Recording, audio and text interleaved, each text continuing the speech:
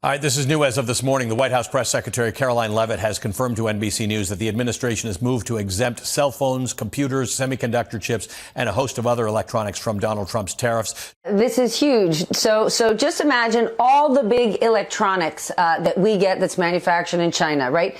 Chips, semiconductors, TVs, cell phones, all the big electronics out there are now going to be tariff free. I mean, Allie, this is extraordinary. It's kind of like saying, we're going to impose 100+% tariffs on everything we buy from China, except for what we actually buy from them. Man, if you are Tim Cook or the other big tech CEOs who gave big and went to Trump's inauguration, you are glad you did that now. The lobbying efforts from the tech industry have certainly paid off. And remember, it was just a few days ago. Commerce Secretary Howard Lutnick said we're going to be screwing in those iPhones in U.S. Factories. Howard Lutnick said, and Caroline Leavitt said, there will not be exemptions. Now, last night, the president, just before he got on the plane headed to Florida, said, well, looking at exemptions now. But this is extraordinary. And without being sassy, sort of the first thing I saw when I went online was Art of the Deal. Yes. Sounds more like Art of Capitulation. Please support. By the way, I'd love to get Stephanie Ruhle on. We have some audio. And I know John Fugelsang, our friend, is on her show a lot. But she's been fantastic just because she is very knowledgeable, obviously, about financial markets. And she's just been dead on in terms of people just voicing the urgency of this moment, you know, whether it's the world economy or whatever. But anyway, where was my, dying mad about 26. Yeah, it's just, I'm just saying, when that energy doesn't go, like Carlos always says, he voted for Bernie in the primary, when all of that energy doesn't go to electing Democrats, right? When anything that adds at this point to the both sidesing of things.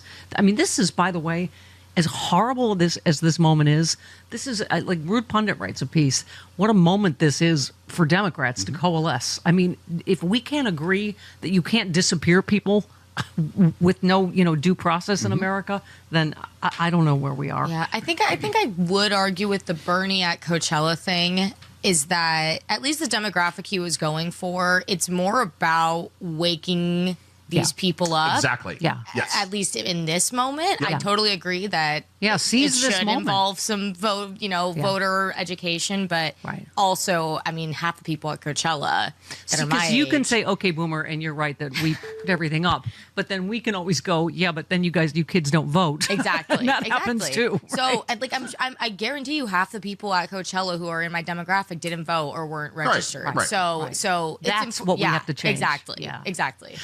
Sherry in Olympia, Washington. Hello.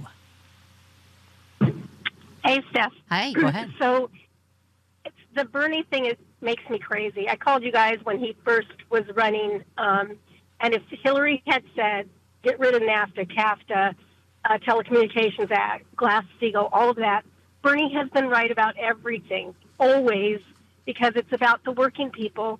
Since Reagan, I mean, Tom Hartman tells us every day, and he's right. Right. Since Reaganomics, the working man has gotten totally, I'm not going to say the word, of course. Yeah. Screwed. And no, I mean, so and this Trump administration is proving Bernie's point exactly that he's always talked about. Yes, and he's always been right, and the Democratic Party pushed him out. I mean, it is what it is. But at this point, we just all have to remember I live in a used to be blue, a lot of union. Yeah. Then the unions started going away. Walmart came, and now they're all a bunch of MAGAs. But they were voting for Bernie, because he had the populist message. Right. But Sherry, I got it. Yeah, I hear you, and I do agree with a lot of what Bernie's saying, but Democratic Party didn't push him out. He didn't. They voted.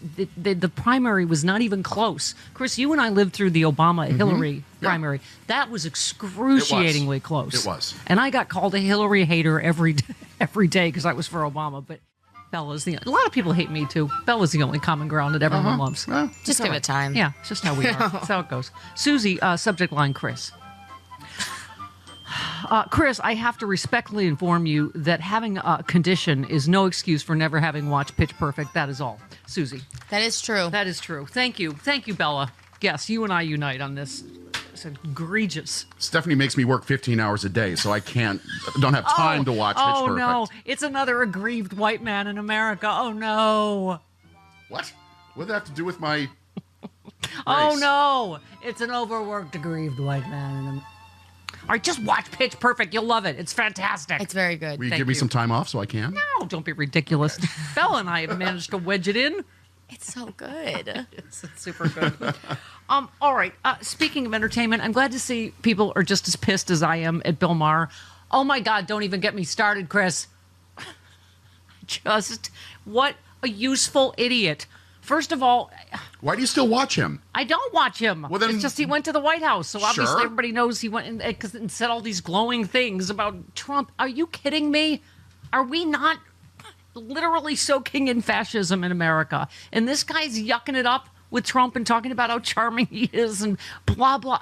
I feel like I'm taking crazy pills. I mean, I know somebody tweeted he's only been an opportunistic jerk, but this is just a different time in our history, and it's this both sides bolt that got us here. And it's just this whole, but Trump's charming in person. Really? I guess Hitler was really nice to his pets. Like, this is just not the time to be cozying up to fascism. Well, and he's a useful idiot. Of course, Trump's going to use him to go, he's used to be a liberal icon, And it goes back to my long-standing assertion that Trump is a cheap timeshare He's a salesman. con man. Thank you. Because he was using flattering sales techniques Thank to you. make the sale to bring Maher over to his side. Of course. That's exactly what went on there. No, that's exactly my point, Chris. Are you kidding me? He's the biggest con man in the world, and you let yourself Salesman, go to the con White man. House and get conned, right? And be a useful idiot for Trump's. Thank you. Steven said what you're seeing with Bill Maher and his assessment of Trump after their dinner is the very reason Trump has been atop the political mountain for this long. The normalization of his pathological dysfunction continues. Oh, but he's charming, he says, but he's different in person. So does that excuse the lies, the sexism, the misogyny, the xenophobia, both impeachments, January 6th? When you hear black people talk about white privilege in America, this is what it looks like. AD says the wild thing about Bill Maher's account of meeting Trump is that he accepts as fact that Trump presents a totally false version of himself to the public, to the world, yet it does not occur to him Trump might be presenting a false version of opposite himself may be in true. private to Right, Bill Maher. right. Thank you. DL Hughley said Trump is openly defying the highest court in the land, is currently calling for the FCC to revoke the license of CBS, but Bill Maher thinks it's the left that's on a train to Crazy Town. Thank you. And one last one. Josh said, honestly, the Bill Maher Trump visit book report might be the most embarrassing thing I've ever seen on TV. Just go on your own show and tell everyone about how you got played by Trump without realizing that's what you're doing. It's so incredibly stupid. It's almost hilarious. Between that and whatever new law firms bending the knee, I just am like, are you kidding me? And so good for Bernie and AOC being out there. Did Bernie do all the hits? Did he do Freebird and oligarchs and millionaires and billionaires? I don't think the kids at Coachella know what Freebird is. No. But what was cool was that the LA Philharmonic was there and they did a set, which was amazing. Yeah. I would have gone for that. Yeah. But a lot of people were making that point too. The only thing I would say, Chris, is I wish he would join his friend AOC, become a Democrat, stand up for Democrats, which is the only option to stop this fascism, this fascist and his fascist party. It's just, as you know, I'm still annoyed with Bernie for...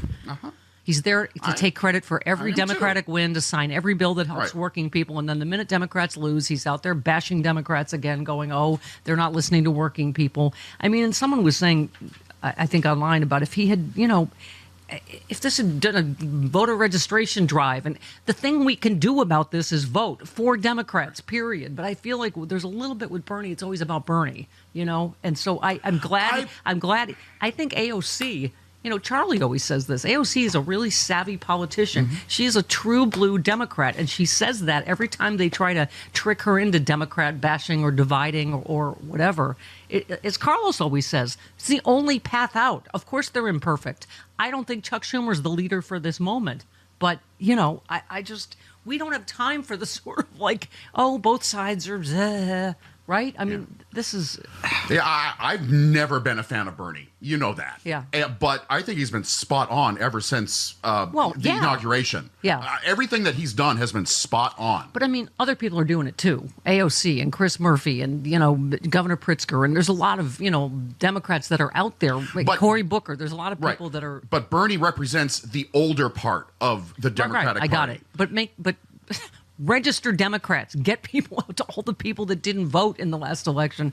That's how we get actual change. Just because you register someone doesn't mean they're going to vote. No, I know. But I mean, I'm just saying it's tough because Bernie's pretty well liked among younger people. Right. All my friends in high school were very big Bernie fans. Absolutely. We need all the tools. And I totally get that. We need all the tools we can get right now. In America, personal religious beliefs should be just that, personal. But today, Christian nationalism is on the rise, threatening separation of church and state. Laws are being passed based on religious doctrine instead of reason, eroding our rights and freedoms in legislatures, public schools, even in courtrooms. One set of religious beliefs is being forced onto everyone else, but that's not what our founders intended.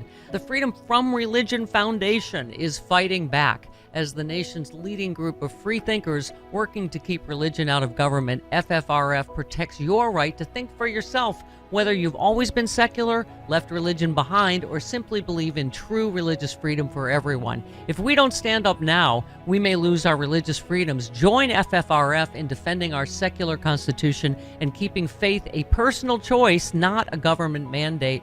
Visit ffrf.us/freedom to learn more, become a member, or text my last name Miller to 511-511, because in a truly free country, no one's faith should dictate everyone's future. Text Miller to 511-511 today.